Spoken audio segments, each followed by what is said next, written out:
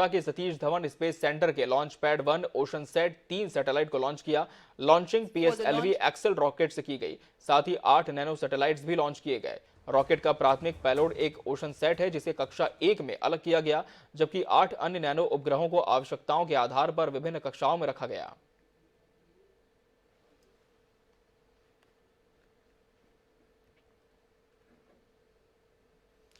तो 8 nano satellites भी इस दौरान लॉन्च किए गए इसरो की तरफ से, और इसरो ने एक साथ 9 सैटेलाइट्स लॉन्च किए हैं।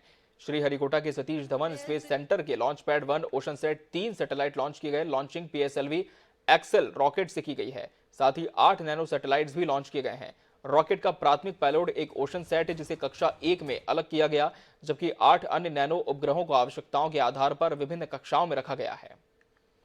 तो कुल 9 सैटेलाइट्स आज इसरो की तरफ से, इंडियन स्पेस रिसर्च ऑर्गेनाइजेशन की तरफ से लॉन्च की गई।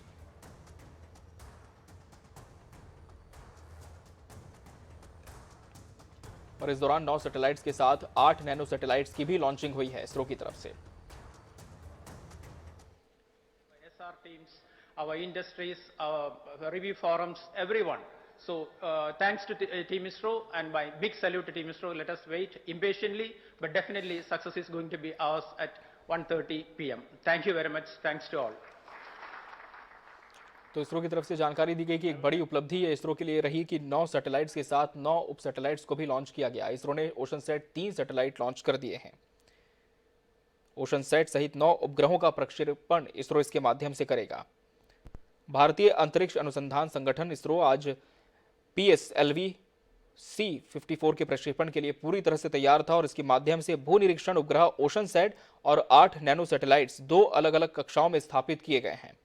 प्रक्षेपण के लिए उल्टी गिनती कल ही खत्म हो चुकी थी और 4 चरणों वाले प्रक्षेपण यान में ईंधन भरने की प्रक्रिया भी कल ही पूरी कर ली गई थी। और वैज्ञानिकों ने सफल प्रक्षेपण के लिए पूरी टीम को धन्यवाद दिया है। और 1117 किलोग्राम के पेलोड में ओशन मॉनिटर, समुद्री सतह मॉनिटर, क्रू बैंड, स्कैरोमीटर और आर्गोस नामक एक फ्रेंच पेलोड शामिल है। आर्गोस मौसम निगरानी पर काम कर रहा है और इंडो फ्रेंच उपग्रहों के पहले से ही कक्षा में मौजूद बेड़े को और मजबूत करने के लिए यह जिम्मेदार होगा।